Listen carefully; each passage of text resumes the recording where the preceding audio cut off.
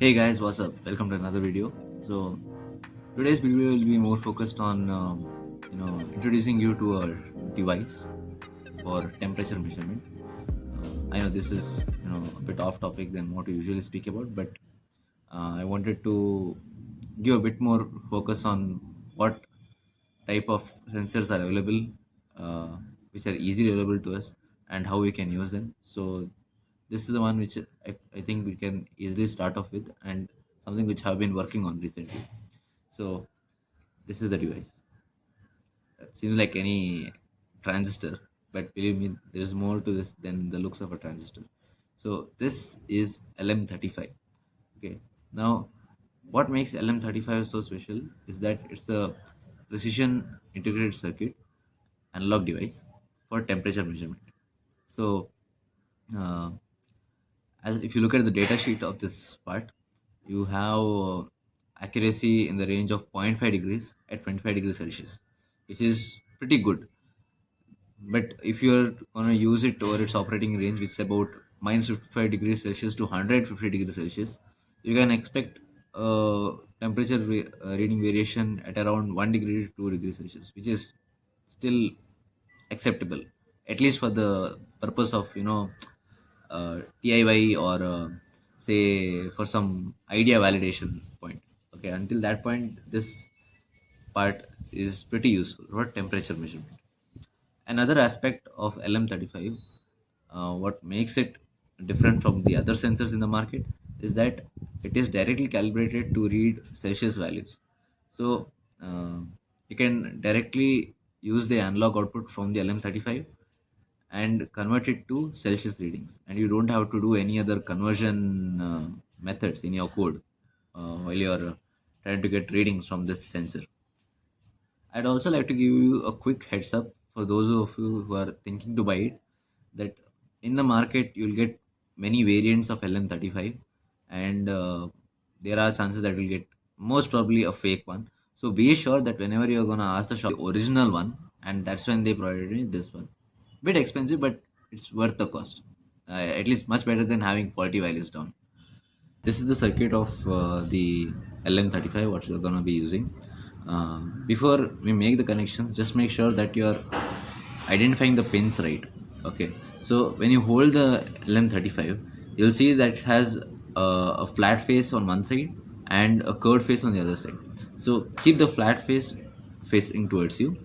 So when you do it that way, the leftmost leg of the LM35 indicates the VCC pin where you give the power supply. The middle leg is for the analog output pin. So from here you take the analog readings. And the third pin, the one on the right, is for GND. So to summarize, the left and right legs are for VCC and GND, and the middle pin is for the analog output. And as you can see in the circuit, this is how we connect it. Now that's just some basic talk about how to acquire the sensor and some basic features of it. Now let's see how we can use this in an actual circuit using Arduino, and see how this works.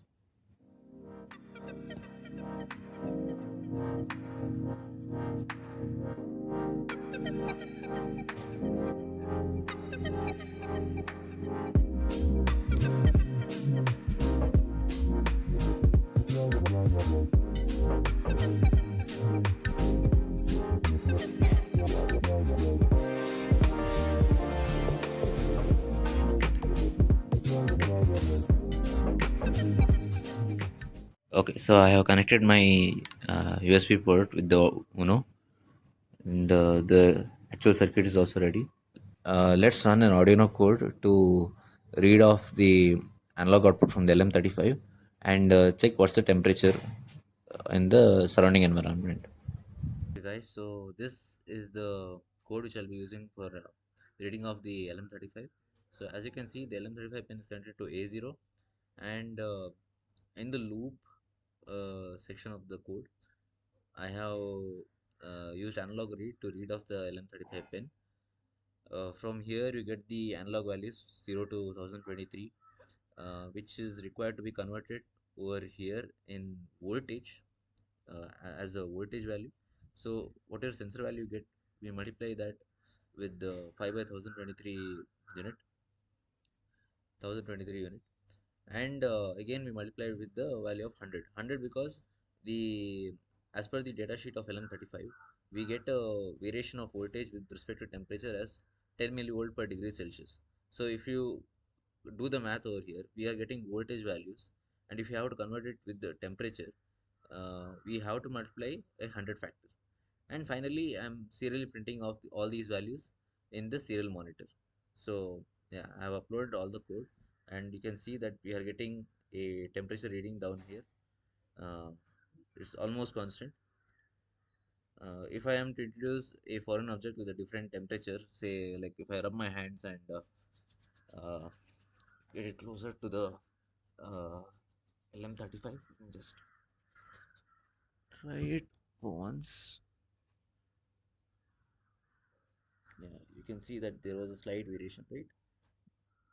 Yeah. Yes. So